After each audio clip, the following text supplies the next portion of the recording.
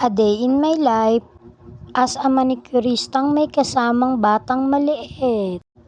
Kasama ko nga pala siya kasi wala sa kanya magbabantay. Nandiyan naman si tatay niya kaso nagugupit din. Dala-dala niya pa nga yung upuan ko.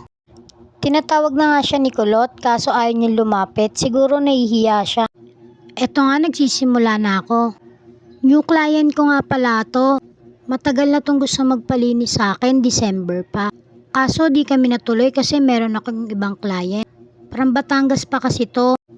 Birthday kasi ng kapatid niya kaya nandito siya.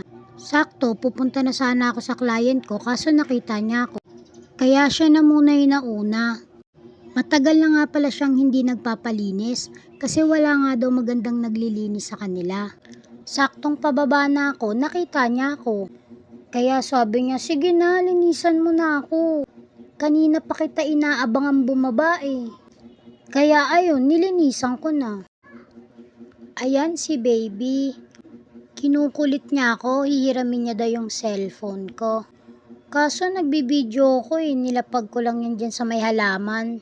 Kasi nga wala pa akong tripod. Uy, baka naman may gustong mag-sponsor dyan, tripod lang. Kaya sabi ko kay baby mamaya na lang. Kaya ayun, umupo na lang siya sa gilid. Start pa lang kami, pero satisfied na agad si client. Grabe ang kapal ng mga dry skin niya. Akala ko lumalaban lang para sa buhay. Pati pala dry skin lumalaban din. Uy, hindi. Very light lang naman ako nahirapan dyan. Very light? Pero totoo, sobrang hirap niyang linisin. Siyempre, ang tagal niya nang hindi nagpapalinis eh. Tinatanong ko pa nga siya kung masakit kasi parang di siya nasasaktan. Sabi niya sa akin, sige okay lang, hindi naman masakit, ang gaang ng kamay mo.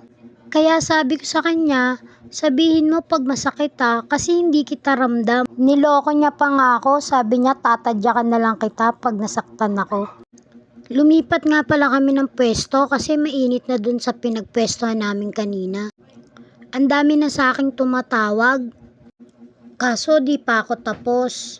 Kaya sabi ko pupunta na lang ako doon. Kung pwede ko lang hatiin yung katawan ko bakit hindi? Uy, hindi ka aswang. Sa point na to, namamanhid na yung kamay ko. Kasi yung dry skin ni ate ang kunat. Makunat pa sa senior. Ayan si baby, kinukulit na naman ako. Iinom daw kasi siya. Kaya sabi ko wait lang. Kaya tinawag ko yung tatay niya, sabi ko kuha na ng tubig. Kasi pati ako iinom din. Ayan nga, patapos na kami sa isang paa niya. Si baby dyan, pawis na. Pinupunasan siya ni nanay kaso ayaw niya magpapunas. Hindi daw sila ngayon bati. Kaya sabi ko, bakit di kayo bati? Nasa kabilang paa na nga pala kami. Dito talaga ako lubos na nahirapan. Kasi mga nakabaon na yung dry skin niya sa ingrown niya. Pero akalain mo yun, hindi siya nasasaktan. Ako nasasaktan Sana all na lang talaga, hindi nasasaktan. Ako kasi lagi nasasaktan. Uy, hindi. Hugot yan. Buti malapit na kami matapos. Nalaglag kasi yung nipper ko. Kaya ending, hindi na ako nakapaglinis sa iba. Magpapahasa muna ako. Si client nga pala, binigyan ako ng tip. Salamat sa panonood!